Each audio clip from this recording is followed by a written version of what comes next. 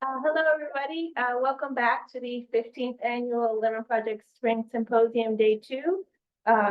Welcome to our graduate research panel. My name is Dr. Sarah Thomas. I'm the Associate Director of the Lemon Project. I'm really excited to be here to introduce these people that help make this symposium successful.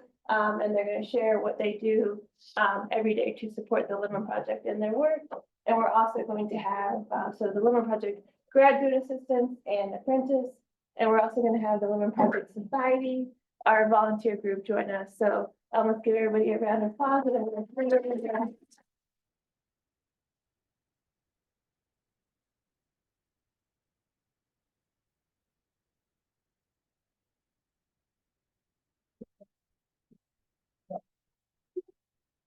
So happy to see you guys today. We are going to share about our graduate research for the Women Project. First, I'll give you guys an overview of the important first of William and Mary's history, specifically the first Black students. I think it's important to share these stories, especially given our current climate with the erasure of Black achievement in the United States. So I wanted to refocus ourselves onto the importance of our legacy here.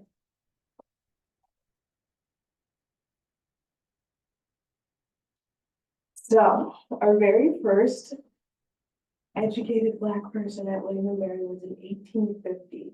His name was George Greenhow, and he liked to call himself the only Negro ever educated at William and Mary College, which he's correct, for 100 years he was right. So he was a janitor during the antebellum era, and he was taught to read and write by students attending the college. He would exchange his labor for them telling him what they learned. So by secondhand inclusion, he became one of the first people who was Black educated at William and Mary. This image here is of the Wren building around the time, prior to the fire that destroyed in 59, but that's what it looked like. And he stood alone as the lone graduate, pseudo graduate until 1951. And that's when we have a face you might recognize from a certain tote bag.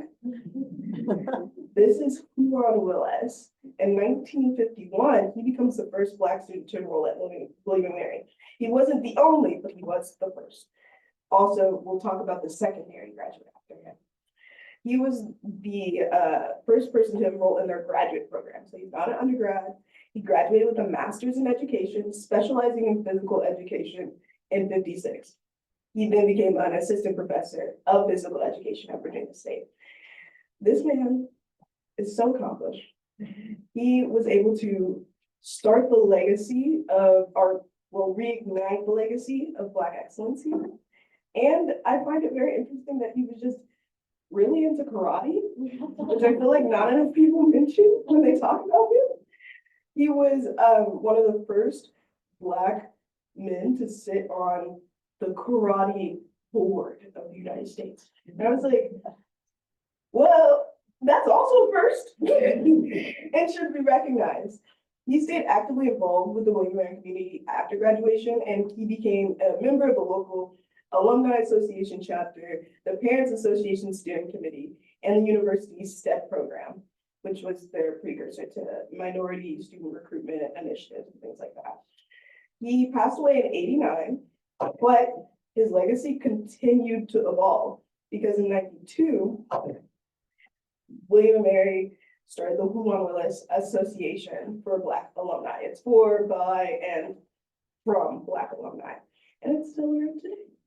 So he was able to solidify his stamp on William and Mary's community.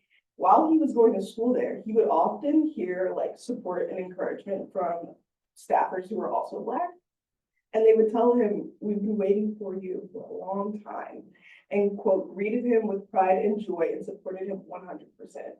So even though he was the first grad student to enroll in William and Mary, he was by far not supported, not unsupported by his community. Everybody was trying to contribute and accept him and make it clear that he had a place there, which I feel like is lacking. So I'm just very astonished by his achievements.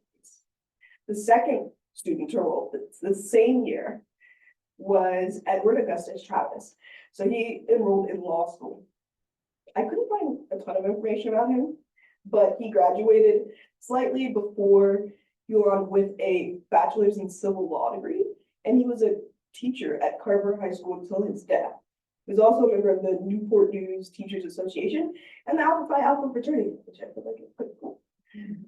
Even though there isn't a lot of like public information about him, I feel like he also was there along with Huron because they enrolled the same year in a graduate program. I don't know if they know each other, but they were in two separate programs, became two separate firsts, and his name deserves to be mentioned. Now, the next faces you probably have seen. First, we have Miss Janet Chapin. She, along with two other women, which we will get to, were the first Black female undergrads to enroll in '67 and live on campus, which I can imagine was an experience. During her time at William Mary, she was involved with the Young Democrats and the Black Students Organization, which of course had just kind of been founded, starting to get their roots. She graduated in '71 with a Bachelor in Arts in Elementary Education, and she came back and got her Master's in Education in '77. If you're seeing a trend, we have a lot of Black people who are involved when it comes to education in William and Mary's history, which I feel like is very salient given the fact that it's William and Mary and here about the project. She also pursued a career as the Department of Army Civilian Services and worked in the federal service for 35 years. The next individual is Lynn Fontaine Briley, who also came during the year of '76 as part of that first cohort in residence. She was also involved with the Black student organizations. She got her Bachelor's of Arts in English and graduated in '71, along with Janet Straker. She then went on to pursue a career in education, teaching at Portsmouth Public Schools for 40 years and continuing her career at the Tidewater Community College on Portsmouth's campus. And our last individual is Karen Odell Eli, Ellie. She arrived the same year, and during her time, she was also involved with the William and Mary Chorus and the Black Student Organization. So these women were down with the brown, committed to their people, ready to keep the trend of excellence going. She received her Bachelor's of Science in Biology and graduated in '71. She went on to then pursue a career in the field of radiation protection as a health physicist for over 27 years. So I just wanted to focus on the amazing achievements and the legacies of these people and the fact that they're still living, most of them. So this history is not really history because it still exists in perpetuum, embodied in these individuals that we see as our leaders here. And it's difficult to not see them as important individuals that deserve to be recognized. And these women were recognized. So after they became very well known for their contributions and just existence of being the first, there was sorry, finding my notes here.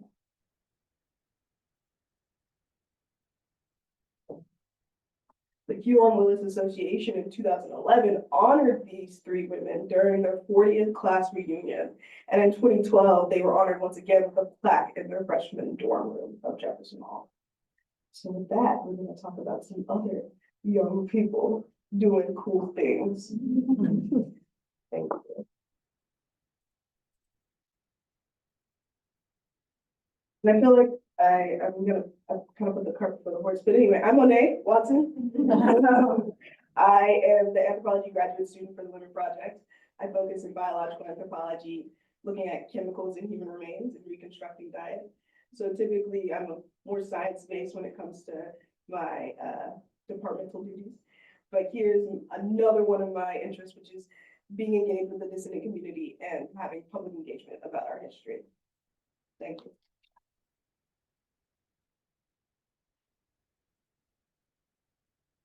Thanks, Monet. Monet and I, this is our second year on the Lemon Project, so it's so fun to be back working with her. My name is Kelly Conway. I am the Lemon Project Society advisor. Our undergraduate group affiliated with the Lemon Project is composed of all volunteer students in the undergraduate area, many of whom are here represented today. I am a graduate student in the Department of American Studies, and my dissertation research focuses on institutional histories, very much like the investigations that we undertake in the Lemon Project. My background has been as a museum curator for many years, so I am a mid-career, mid-life, back to school, which is so super interesting. And one of the things I said to Sarah last year when I started the Lemon Project was, please don't make me do any more research and writing. Please tap into my other skill sets. I'm at the point where I need to start remembering them, not feeling like they're atrophying. And this year in particular really did that. So I want to introduce the project that the Lemon Project Society undertook this year. But first, I want to introduce some of our members. I will start here. And we have Amaya and Diana and Dave and Tyler and Sage and Abigail and Tara. Thank you all for being here. You take time out. Many of these folks are also presenting today, so they're doing double duty. And I'm really proud to say that we had doubled the size of the Lemon Project Society from last year to this year. So that's really great and a great testament, I think, to some of the work that the students are doing. The project we undertook this year started in one place in the fall. And we went a totally different route than what I had thought we were going to do. I thought we would maybe start with some of the research the students had worked on last year, looking at the history of courses that have been taught at William and Mary that really underscored and advanced racist ideology. So you can imagine a lot of those are situated in our records that we were able to look at were starting in the 19th century, and we went all the way through the 21st century. It got a little harder because, as you can imagine, the course catalogs got much bigger, and in some ways became much less clear about the specifics of what was being taught in each of these classes. The students came in and I said, what if we looked at some of these earlier presidents and professors and what they were teaching, and it felt very negatively focused. And I think rightly so, the students were really interested more in something that felt more affirming, more positive, and something that felt like it resonated with their current campus life and what the current student experience was like. So we brainstormed, we did a lot of research. We started looking at the era from desegregation to the present day. We knew we wanted to end in an exhibition presented here at the symposium. That was our end goal. What specifically form that took and what specifics that took was part of a process. And this is where I think having experience putting exhibitions together was really fun for me. You trust the process. The process is what tells you what you're supposed to do. And it is this merger and winnowing of deep research, collaborative ideas, and then having sort of the visual representation support those. And you don't start out knowing explicitly what that's going to look like and what you're going to include and not include. So it's messy, and it's really messy when it's collaborative. My challenge was to get the students together. We have 13 to 15 students plus me. I live in Richmond. And so that was tricky. Some of the students actually ended up never working together in the different groups over the 2 semesters. This may be the first time some of them are meeting each other. And they have different ideas. They're at different points in their academic life. They have different majors. They have different times that they can devote. So a lot of this was just wrangling and providing a good space, a good working space for them, and giving them direction and chipping away at it. So my job and sort of process of the exhibition, which you see represented on the screen here, was providing those vehicles, that we weren't just sitting in front of a computer looking at each other. It was about coming together as a community and exchanging ideas. We did that at the whiteboard. We met over in the Wellness Center. It's a really great, it's a sun-filled, light-filled space. It feels very in line with working on the Lemon Project and working towards healing and reconciliation. So they're very supportive of having us over there. The whiteboard actually works with working markers, and I can't tell you how important that is when you roll in. And we used Google platform as a collaborative platform. And so you can see here some of the process so that I could keep tabs. Who's working on what, who's finished what part of the process it's in. Some of this for me was just providing a little bit of a window into how exhibition work works. So the idea of presenting, we need to come up with a title. That changed over time. We need to come up with an interpretive goal. And an interpretive goal will really guide what is the one thing we want our audience to take away. And using that as a backbone for all the things that we do. And in what format do you present the information.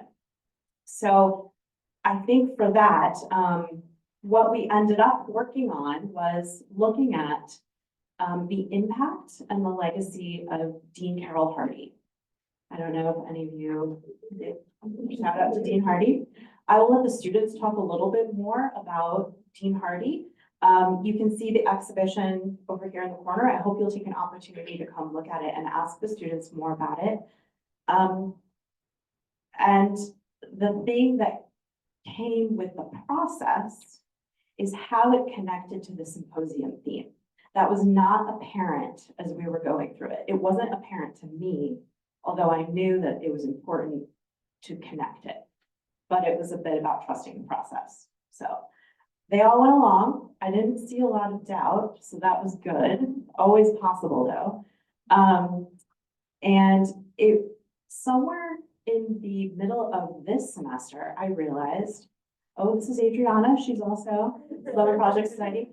I realized, oh, I've never actually guided the exhibition process. I've always just done the exhibition. So this was the first time I really kind of stepped back from the doing role and provided more of the guidance. And I think that was an epiphany for me and kind of a really nice one.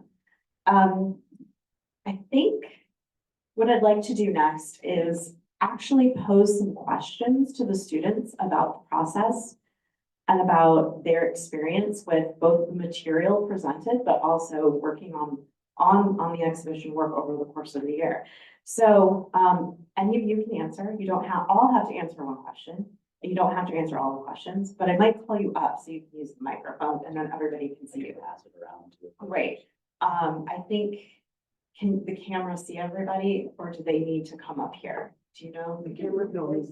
Okay. So I might ask you to come up here to answer that.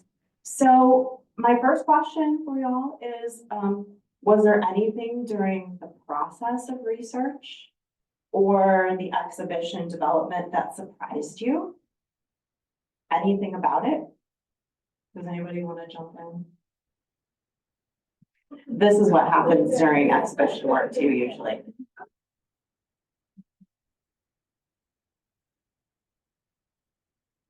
Good morning. My name is Para Shaw. I'm a sophomore. This is my first year with the Monet Project Society. And this is my first time doing research outside of a classroom format. So the entire process really surprised me. I was kind of very intimidated when I first started, thinking that research was something that I wouldn't be able to do. But just coming in once a week for an hour or so and being around other students and just combing through oral histories or combing through documents and finally settling on honoring Dean Carroll Hardy that was a very enlightening experience for me. And it surprised me because it showed me that the end product sometimes isn't the most important thing, but it's the journey and the process along the way.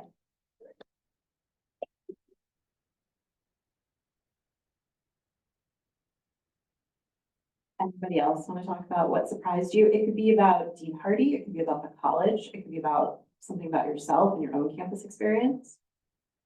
Abigail, and then Adriana.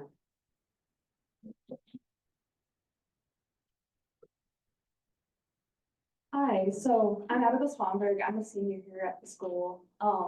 This is my first year officially with the Women Project Society. I've been running around for a while doing stuff for the Women Project before this. Something that surprised me a lot as a senior, I've done exhibition work before, and most of it like Kelly, I've been doing on my own. So coming into this, I was very scared because I know it's a lot of time commitment. But having an entire group of people to work alongside with really makes it a whole lot easier and a lot less daunting. So that's my biggest takeaway. Thanks. Yeah. One of the other seniors. Yes. So hi, I'm Adriana. I'm a senior and this is my second year with Women Project Society. I think I joined when I was a junior, maybe a sophomore. Yeah, I think my second. It's been a while around. I've been around, but this year was particularly enlightening to me. And I think that's because some of the information that we were to find was incredibly nuanced and also difficult and tedious to look through. And it wouldn't have uncovered itself unless we put in the effort to do so. And that really surprised me. Like on the university's end, it felt like it wasn't hidden, but rather not intentionally put forward, scattered. And it's incredibly tedious to find scattered work. And I couldn't believe it when so much of this information about Dean Hardy was so scattered. And it made me a little bit, not sad, but rather I want more and I want better for the school. And I feel like I've been really inspired to do so with this research. So yeah.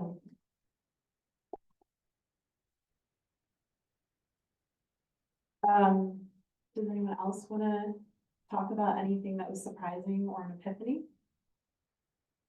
Sage. Come on up.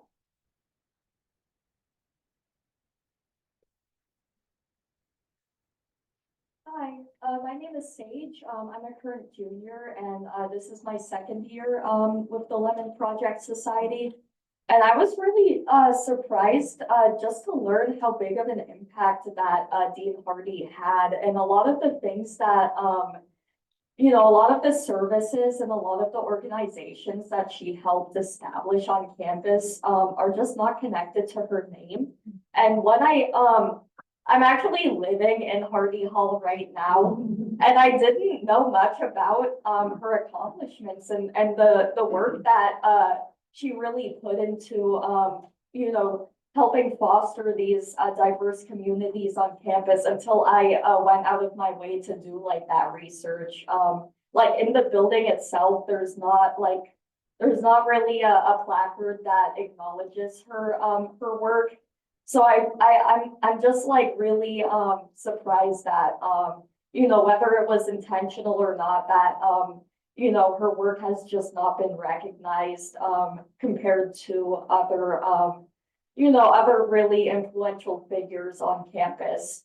So kind of really just like having to reconcile with that epiphany, like the fact that I've been like living in this dorm for an entire year, and I simply didn't know that like she was the same person who made the CSD, the Center for Student Diversity, what it is today, or like that she helped all of these Black fraternities and sororities and all of these different student orgs, like helping us thrive on campus. That was all her work. So I'm glad that we've had the opportunity to find out about these things and to share it to a broader audience. Yeah.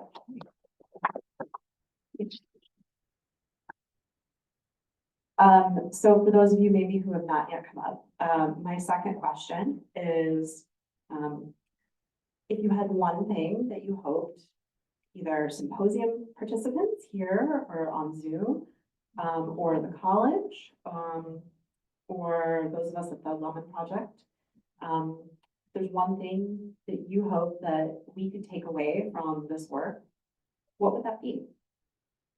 Faith.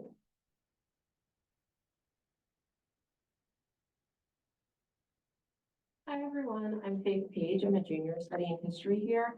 I came into William & Mary knowing about Dean Hardy because of the impact she had on my parents' lives. She's actually the reason they met. They met in the STEP program. And so for me, growing up, the STEP program was this great thing that they experienced, met people like them, and had the knowledge of what education could be before they actually attended college. And then I came here and I learned that they're not really here anymore. And so I think we talk about her successes a lot, and they are truly very wonderful, but a lot of them haven't been reinstated quite yet, and they sort of died off at some point. And I would love to bring certain things out of a historical perspective and have them as a possibility for the future, as something that can be put forth for new students. So I think that I would like that to be acknowledged by anyone who comes here or who has the power to change that.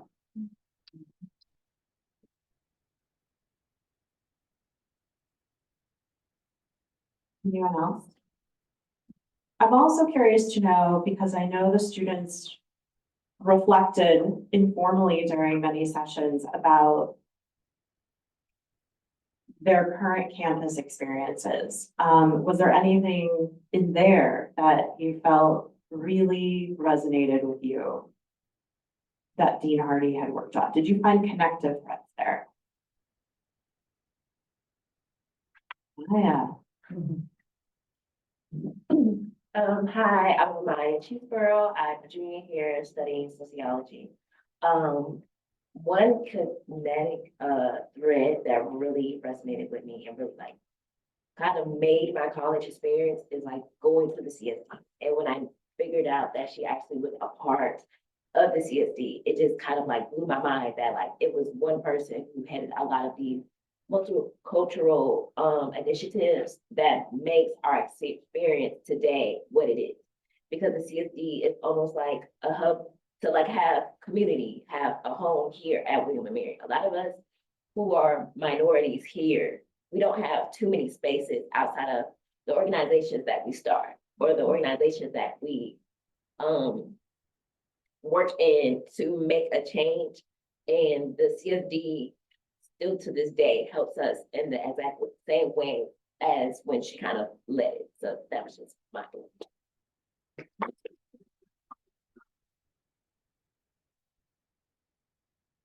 Would anyone else like to come? Yeah.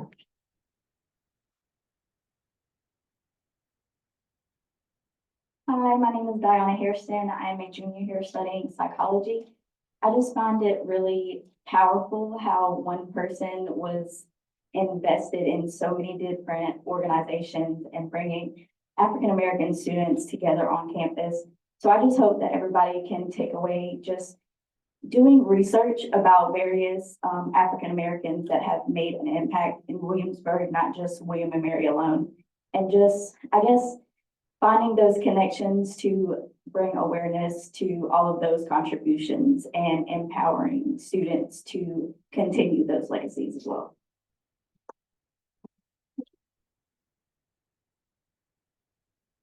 Okay, did you have something to add?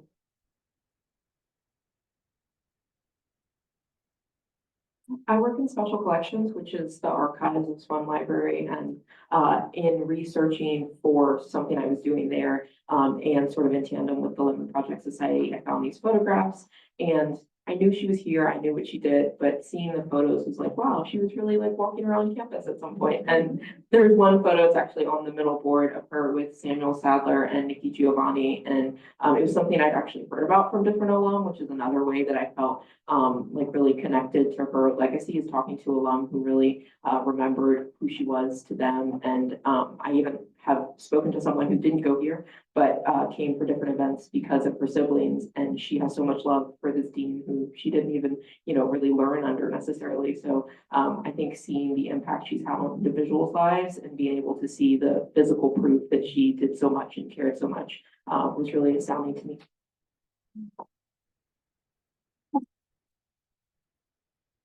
All right, I'm gonna offer one last opportunity for anyone. I do honor that not everybody works in the same way and wants to speak publicly, and that's fine. There's lots of ways to work, and we tried to activate that in the exhibition work as well.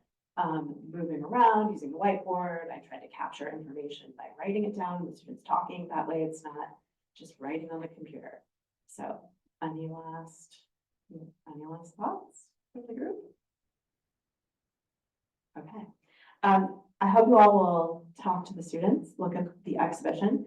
I think in thinking about legacy, what felt so wonderful and resonant for me is that these students honor Dean Hardy's hard work, and they see the connections to what she founded and instituted. The roots of that are felt in their lives today on campus. And I think as we work as educators and interact with students on campus, it's a very inspiring thing. In the day-to-day grind of things, it can be easy to forget that, right? And so, but everybody who works here at the college and comes to interact with the college has an impact on students. And I think that's a really good thing to remember and take away. So I think that I'll just leave it at that. Any questions we collectively can answer afterwards. So I will turn it over to my colleague Bennett.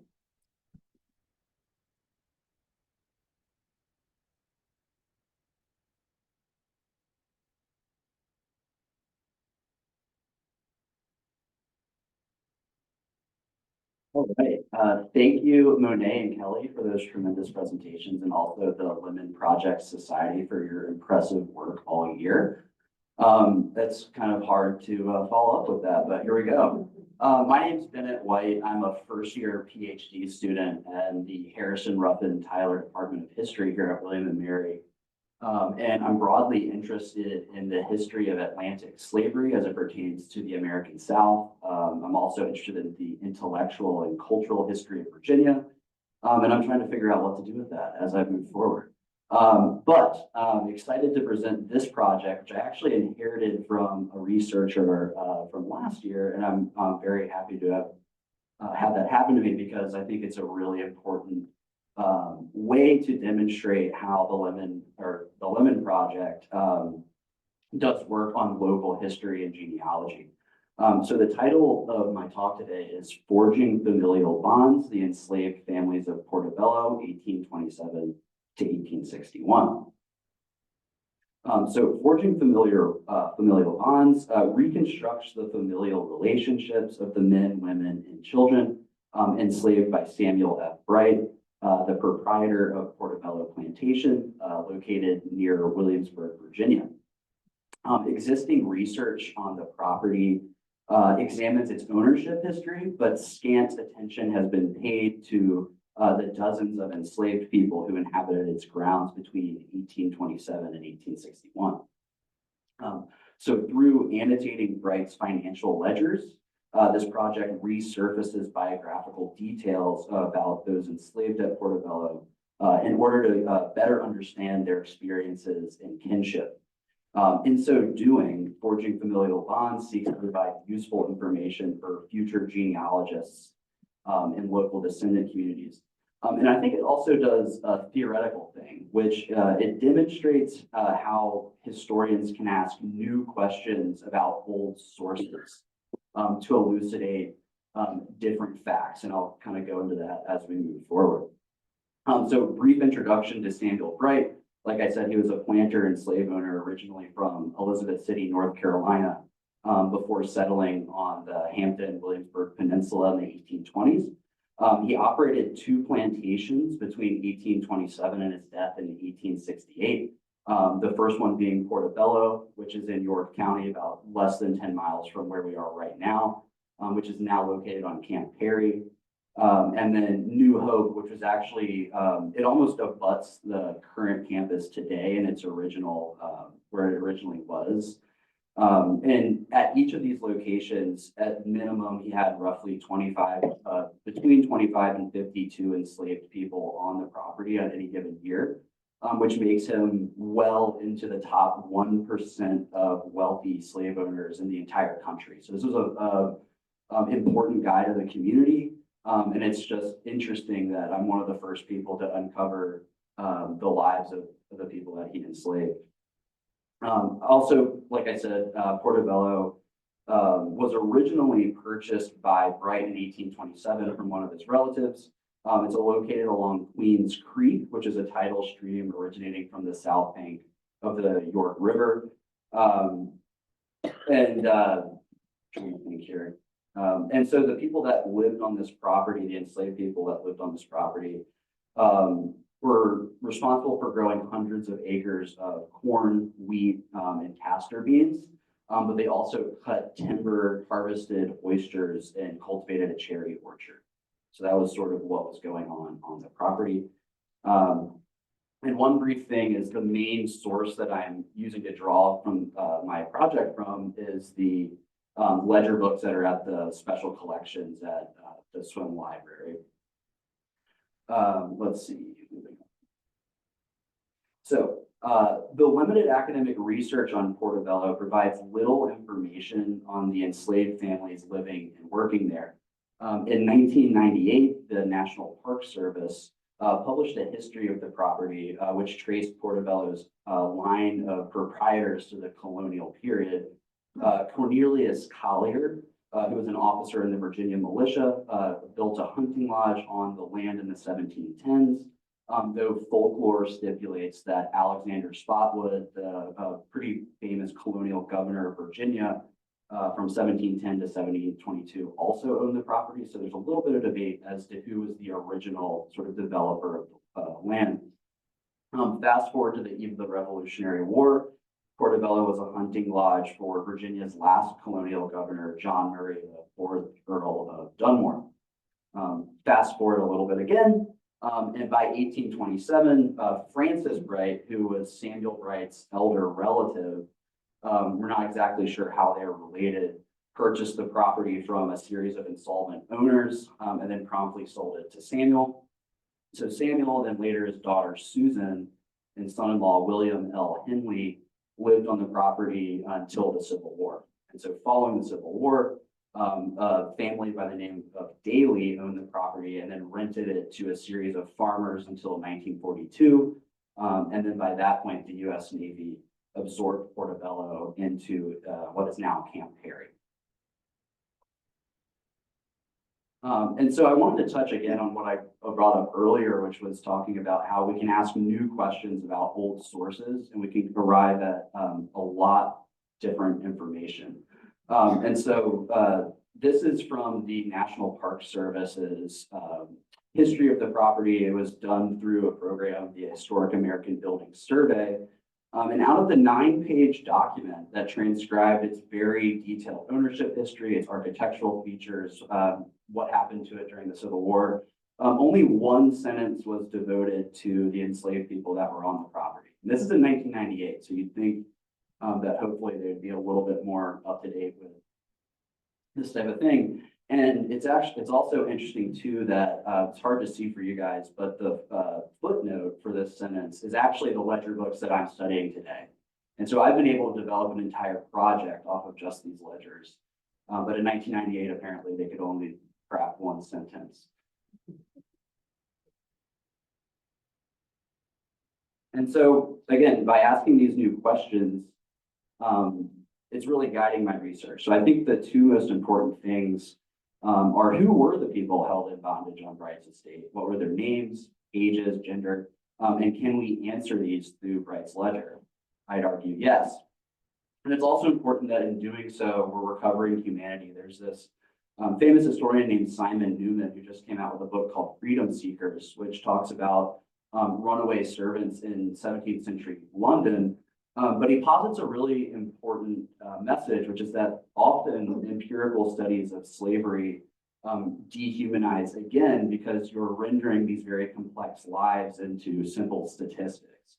And so though this project collates data about enslaved people, we're doing so to recover their biographical information to hopefully help descendant communities, especially local ones, track down their ancestors.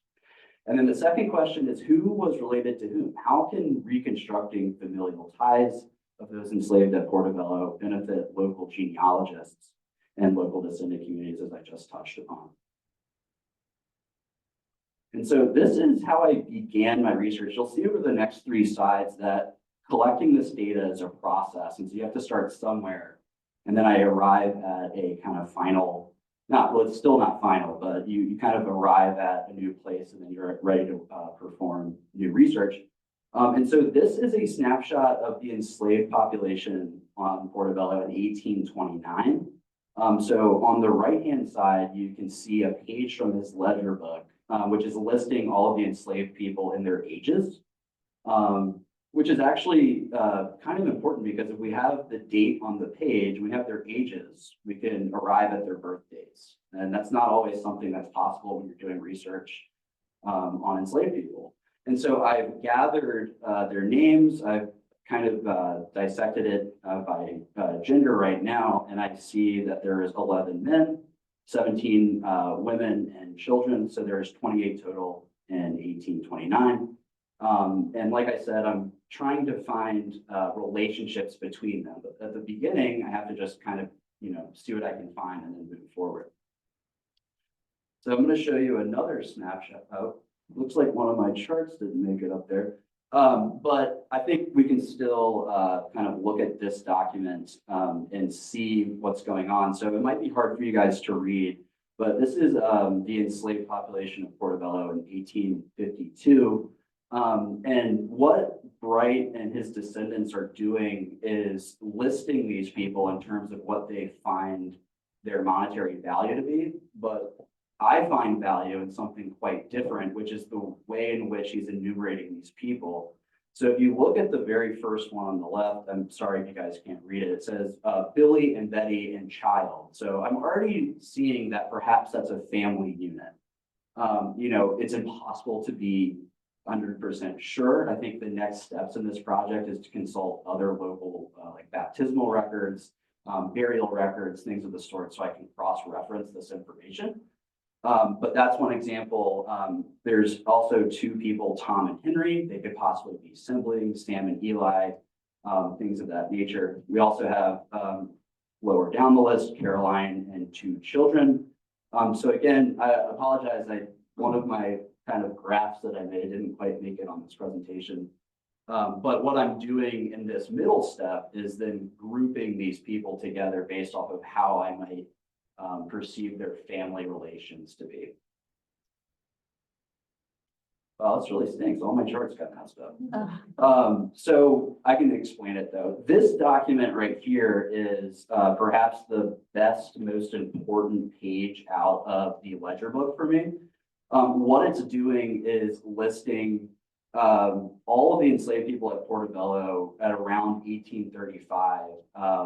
Basically by age, but what Bright, and I believe it's retroactively edited. So as you can see kind of halfway down that left column, there's a point where it says Amy's child. And so what Bright is doing is grouping these enslaved people by who was born to whom. And again, something that you don't quite often see in archives about slavery or having to do with slavery. And so I want to focus on Amy actually for this slide because you can elicit a lot of information off of what seemingly isn't that much. So like I said, let's look at Amy. Her name is kind of right in the middle on that left column. Bright claimed that she was 32 in 1835, so she was born around 1803. And gave birth to her first child, Tom, in September of 1820.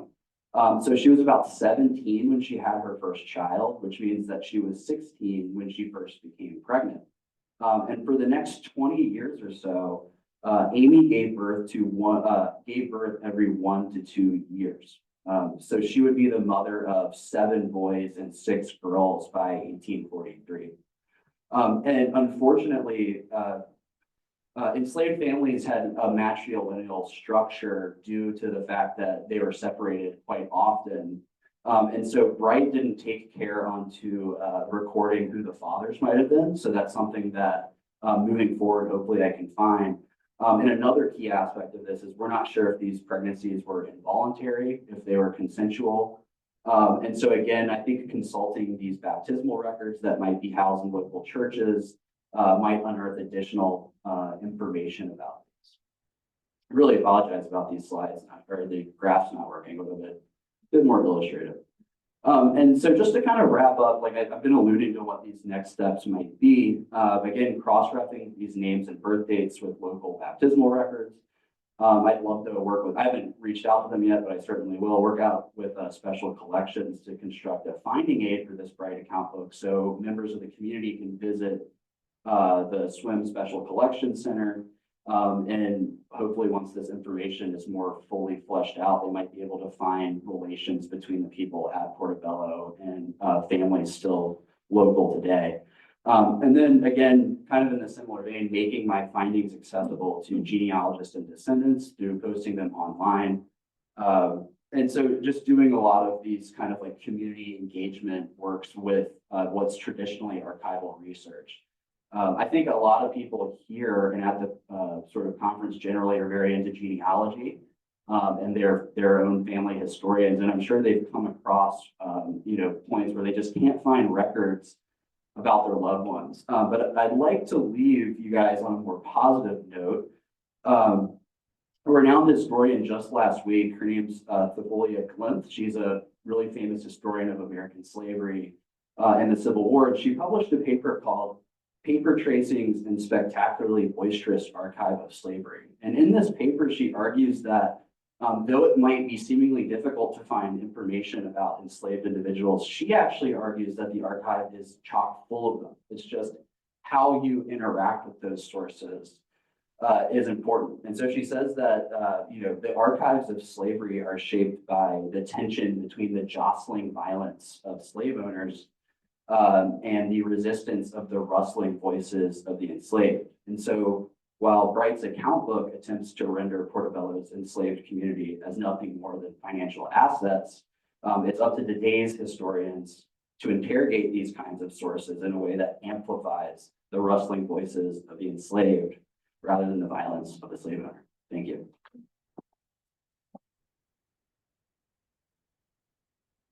I think we'll open it up to questions. I don't know who's running the mic, but. Who's gonna be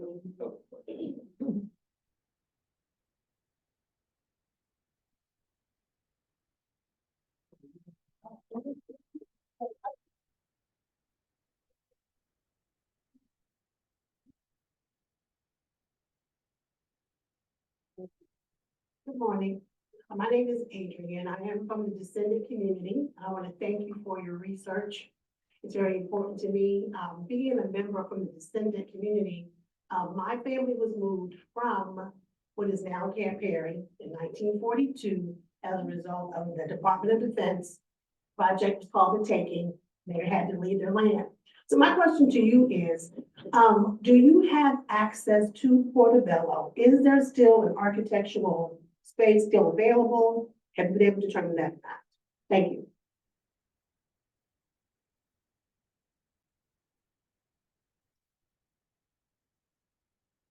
Thank you for that question. And I'd love to talk to you after we're done because you might be somebody that would really like to see how this project is carried out. To answer your question, no, I don't have access to it. So Camp Perry is actually a CIA installation at the moment. And so no one in the public is allowed on the property. And I will say the property is still standing, but it's essentially abandoned.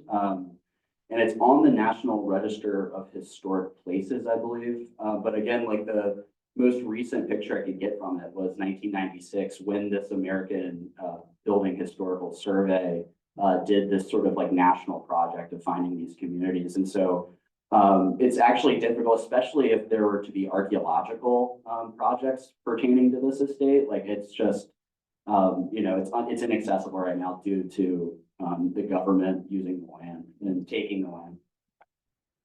That Camp Perry does have an information officer that will allow certain people Okay. access to. Cool, all right. So we'll definitely talk. Yes, please. I was just wondering from the students, I happened to be here when Dean Hardy was here, but that was 30 years ago. So how did you guys get this? I mean, you know, yes, I knew Hardy Hall. I knew who she was, but how did you guys, if it's not a plaque there, how did you guys know? I want to look up Dean Hardy.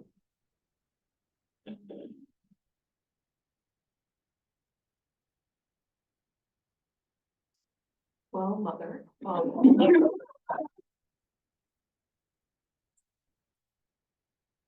told me about Dean Hardy many years ago. So as far as Hardy Hall, there is a plaque, technically on the exterior. And there's not really a community base there. There aren't any events held there, and I don't think there is a plaque on the inside. So I think most people who live there think I live in Hardy Hall, and they don't necessarily know the history or the fact that it was renamed. Because it's part of the buildings that were named after Jamestown, and so two of those have been renamed to Hardy and to Lemon. My inspiration for researching was because I knew from family and from different, you know, oral histories that she was so wonderful and so important. As far as how we went about that, just because of the people whose lives were impacted and sort of left things behind, things like the Huon Willis Association, they keep records and we were able to look through those. There was some information on her through her sorority, which I believe she joined after her undergrad. And so I think we were just like looking through different things like that. There are a few things in special collections that pertain to her. But I think as someone else was saying, it is a little scattered. There is a really wonderful New York Times article that came out, I think in the 80s. But we have an image right there, and it talks about how sort of William and Mary is doing African American history well, and a few other schools. So it's just little tidbits like that, trying to pull from that and create a complete narrative. But does anyone else want to? Yes, also, I want to say early in the stage when we were vamping the topic we wanted to present on, we all started to talk about the influential faculty and staff members that have made our journey here memorable and easier than what we walked into, what we thought William and Mary would be for us. And then we settled down on, well, where does it start? Who was really the main person who actually helped lead stuff like the creation of, it wasn't called CSB or the Central Student Diversity then, but who started that? Like who helped us come here, feel like we belong here, and maybe different initiatives to make sure that when we come here, we stay here and we graduate.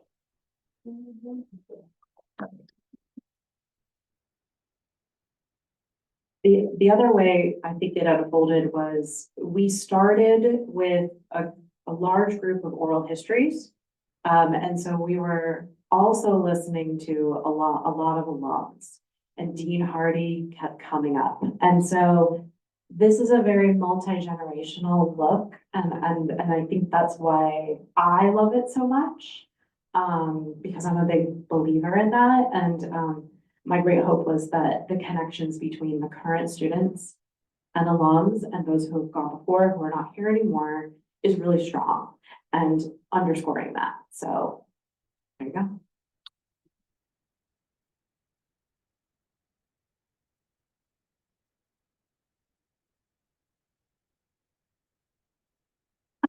In hearing from students and society on your thoughts about our nation's current trend to stifle DEI in African American history. You mentioned earlier that doing research on Ms. Hardy, Dean Hardy, things were scattered, and I think I know what that means.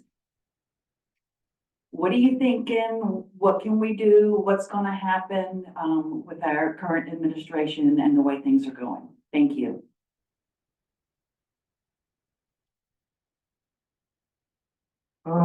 I think the biggest issue with it is that we don't know what's going to happen. Yeah. Oh, stand up. Sorry. I think the biggest issue is that we don't know what's going to happen.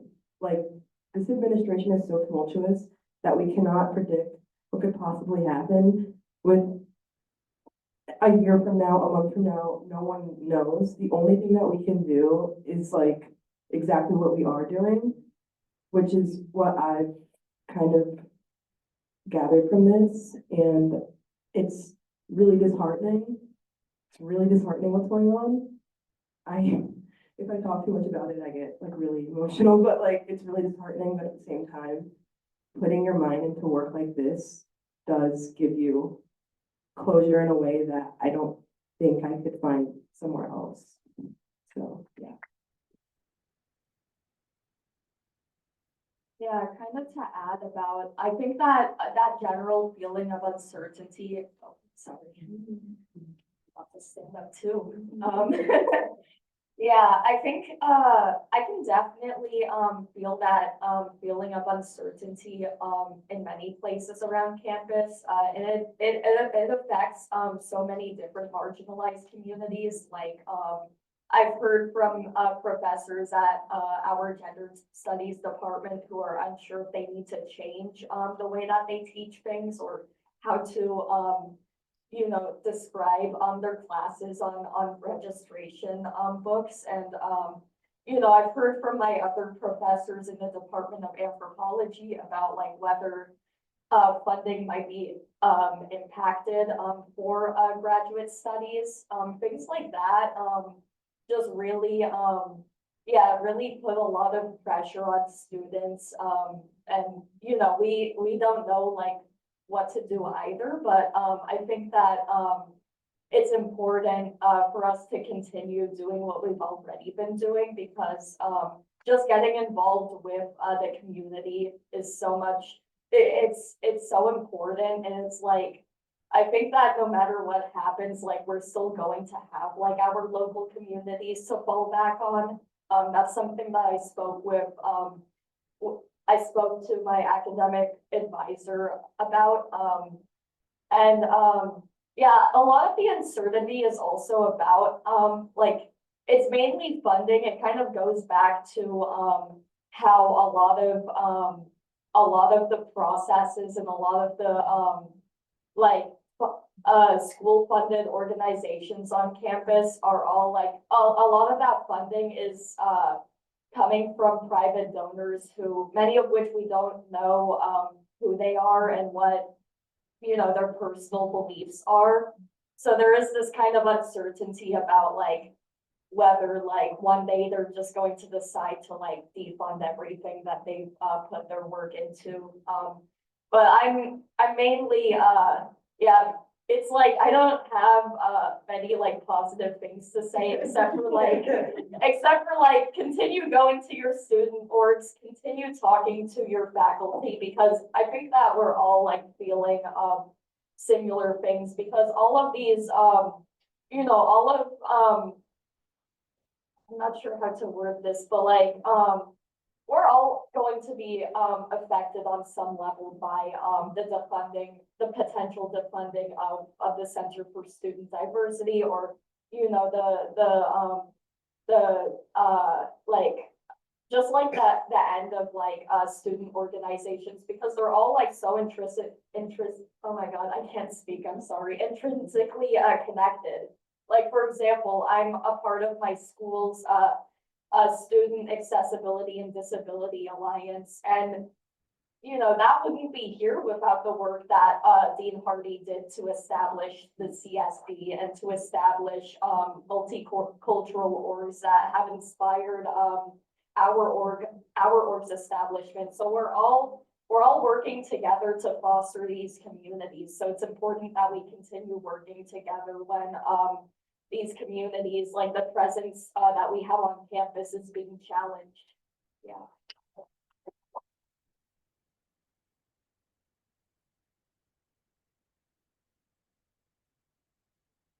So I spend all day, every day, kind of thinking about this. I'm presenting later on research on how Colonial Williamsburg and William and Mary's Historic Campus have represented marginalized communities over the last 100 years. And one of the biggest things I found in my research with that is you don't have to have permission or funding to represent marginalized communities. The people are always going to be there as long as somebody cares enough about the topic. They will be doing that work. So Colonial Williamsburg officially marks when we started interpreting African American history as in 1979. African American people are working at Colonial Williamsburg before then. They are representing that history. They are telling these stories. They didn't need an official program that's saying that African American history is being interpreted. And I think that's a lesson we can really draw from today, is that going forward, even if there's not funding going specifically towards these programs, and it's going to be a lot harder to do without funding. I'm not going to deny that. And it's going to be difficult. But as long as somebody still cares enough to be doing this work, it's going to get done. Yeah, that's what I spent a lot of time thinking. I'm gonna do the hands in order that I saw them, because there's so much engagement here, so I believe you had your hand up previously.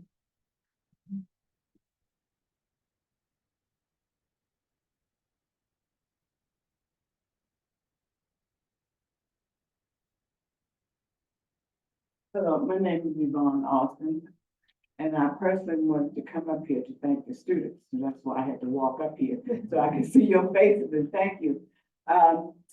I grew up on Nicholson Street, one street over from Duke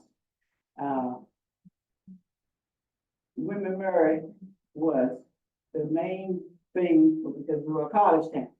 We were a tourist town also, but tourists weren't there year round, students were. So I went to all the homecoming parades, and then I couldn't go to the games. But my mother was a beautician. So we heard stories from all the people that worked there. The sororities, fraternity halls, the cafeterias, because we were like a silent people because everything was about women married. So I appreciate that now you are telling the story of our contributions, which helped make Williamsburg who they are, and to help women married be women married also, because we were really the support base, but we were silent. But in our community though, now I was before Dr. Hardy, but we had our heroes and sheroes in our community, but nobody knew about it but us. So now you were actually now telling those stories, and I wanted to tell you, appreciate what you're doing. And even though you might get the funding taken away, but you have now kindled the spirit. So that's the spirit. We can't take that away. So we will build on that. And thank you again.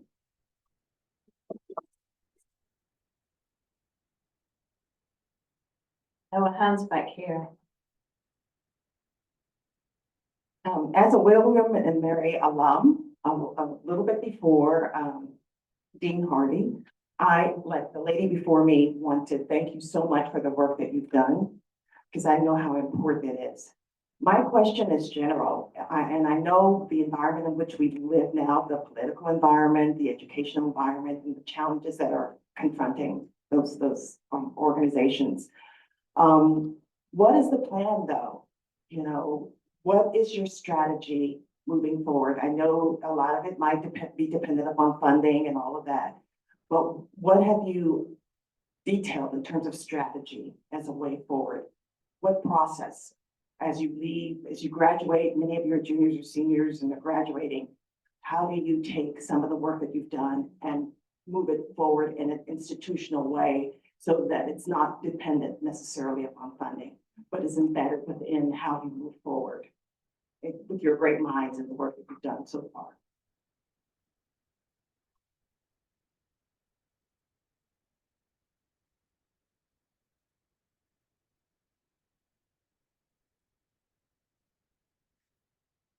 Thank you, Sue. Thank you once again for all your kind words. I plan to go into public history and I want to tell these stories to local communities and uplift as many of these stories as I can. As my colleagues have said, regardless if we are the funder or not, we're still going to tell these stories. We're still going to uplift these communities because there's always something new to uncover. There's always something new to expose to the world. And yeah.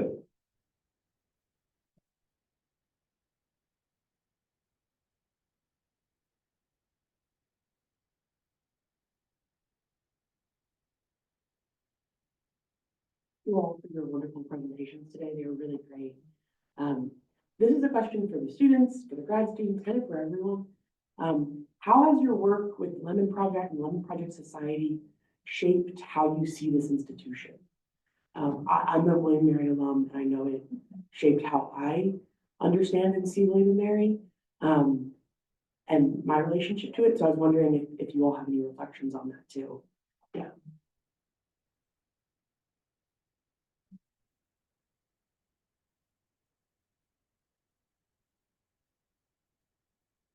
I think for me, the last 2 years of working with the Lemon Project, which is my graduate student assistantship, has made me feel more connected to the college than anything else I've done in the last 6 years, because it's taken a while to get the PhD. So I just, during the process of writing a dissertation and PhD work is incredibly isolating.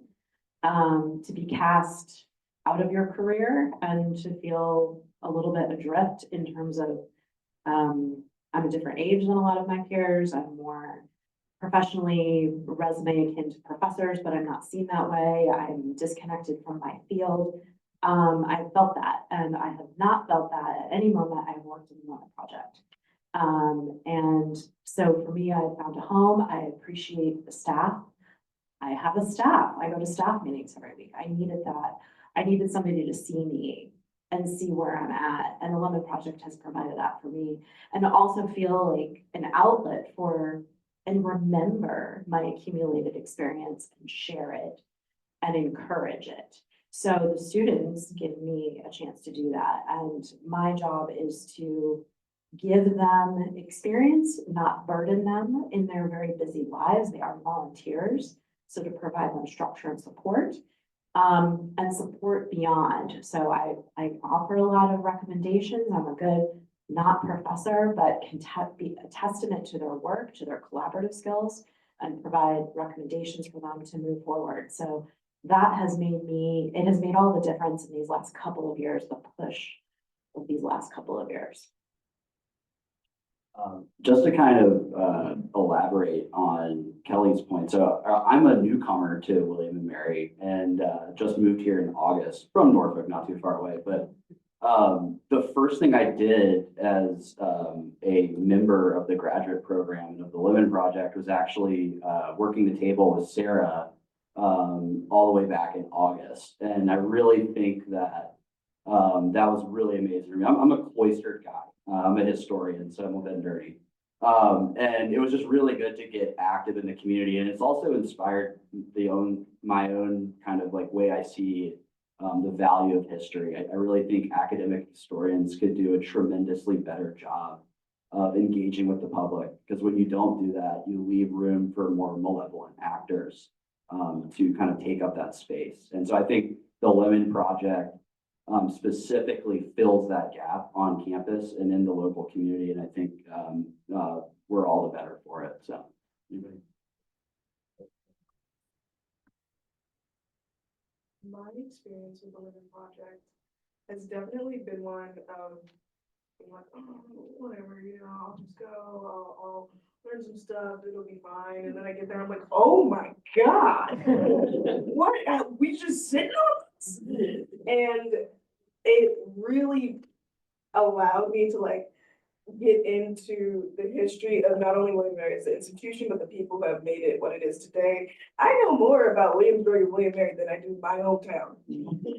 And I think that just proves also William and Mary's somewhat fickle commitment to making clear their background, which other institutions are not interested in even acknowledging. So we not only occupy like kind of a unique space, but we're also constantly fighting to maintain that occupation of that space and allow students, more students to know more about their institution, because these are the ripple effects of our involvement that are only possible from engaging with the Lunar Project. And it's not like we're a massive team of like 500 people, but we're passionate.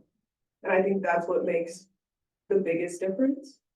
And so it doesn't feel weird that I know more about William and Mary than I do my own community back home, because this is my community. And that's the part that I think I really admire and appreciate for being a part of the Living Project.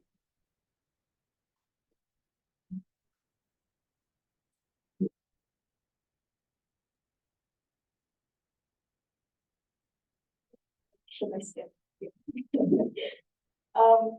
So for me as a student who's still living on campus and really navigating the physical space, I think that learning about kind of and uncovering the school's complicated history has just made me more critical of and aware of how both the institution and the physical campus environment itself have been set up. Because coming to William and Mary, I didn't know much about the school itself. And I mostly came because the campus, I found it very aesthetically beautiful. But then I started asking questions like, why do we have so many statues of these white guys? And why do we have like dorms that are named after like influential African Americans, but only in name? Or like, why does Sunken Garden look that way? That's kind of strange. Or, why are there, why are there certain buildings that aren't being, like restored or maintenance in the same way that others are? And from these questions, come the realization like this campus has been built by forced labor. It's relied on the displacement of indigenous people. You have all of these, really tumultuous, historic events that have informed how the space appears today. So, taking that away has made me, have a better understanding of just like my place as a student within the institution and how I should go about, putting pressure on the institution to see the changes that I want to see. Like, I'm really grateful to have the opportunity to attend this school, but there are definitely things that need to change. And, being a part of the Lemon Project Society has helped me realize that there's so many amazing multicultural orgs on campus that are putting in the work. And for that, like, I'm really grateful that we have a space to do that, and we'll continue to have a space to do that. Even like my colleagues have been saying, even without funding, like there will still be people from diverse backgrounds here who are fighting for their presence and fighting for their autonomy on campus. Yeah.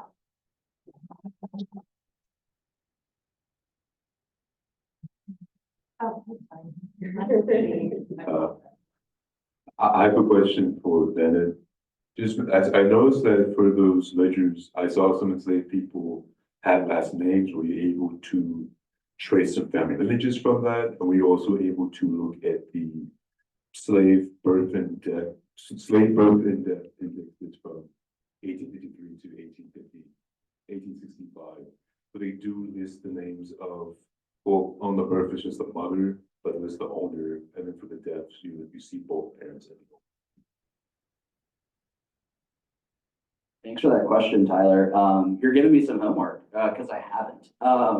But I really think that's a great idea. And like I said, the project's ongoing. And so I'm going to add your suggestion to the list of these sort of outside sources that I'll be sort of looking through to sort of build upon what I've already done. So I really appreciate that. And about the last names, that's kind of tricky because oftentimes their last names aren't their real names, right? Maybe that might provide a bit more information, but it might not, but we'll see. But I really appreciate that that source plug. So thank you. We have time for one more question.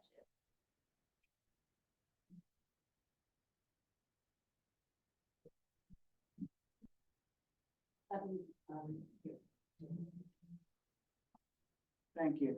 My question also is about Portobello. Now, my family is also a descendant, but they're from Magruder, which Camp Perry took over. So were they a free blacks then? Is that, when did it change to Magruder is what I'm saying, because we always know it as Magruder. They do let us go back on the Camp Perry to go to visit the cemeteries because my great grandparents and families are buried there. But other than that, no, we can't go on there.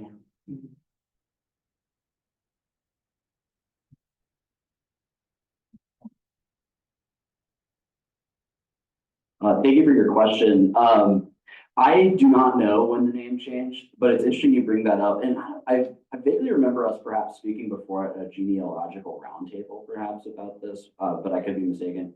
Regardless, it's interesting. I actually live in a neighborhood called Magruder Heights right now, sort of on closer to 64. And I've always kind of been intrigued as to how that got that name, so there could be a connection there. But your question about free people of color there is quite interesting. I've found, yes, there were, undoubtedly. And I've actually found evidence, so in certain years, depending on, financial incentive, on cultivation patterns, Francis Bright would obviously buy and sell enslaved people. And in one instance, he actually sold a man named York to himself for $260. So we know that in very sort of like limited circumstances, that the individuals that owned Portobello sort of like were allowing their enslaved individuals to sort of buy their freedom. Now, $260 is a lot of money back then. And so we need to kind of put that into perspective in terms of it took York probably years to accumulate that. And how he did so, it remains sort of a mystery for now. But and then there's also other examples. One more that I'll bring up is Samuel sold two siblings named Julia and Langhorne to their father for, I believe, roughly like $280. And so again, just at least two pieces of evidence that I've seen through just the ledger books alone that would suggest that there was at least a small community of free people of color. But I mean, there's quite a few. I'm from Norfolk, and might get the year wrong, but between 1840 and 1850, nearly 20% of that entire city's population was free people. And that's some research that I'm working on separately to sort of bring that community to light too. So I mean, they were around, absolutely.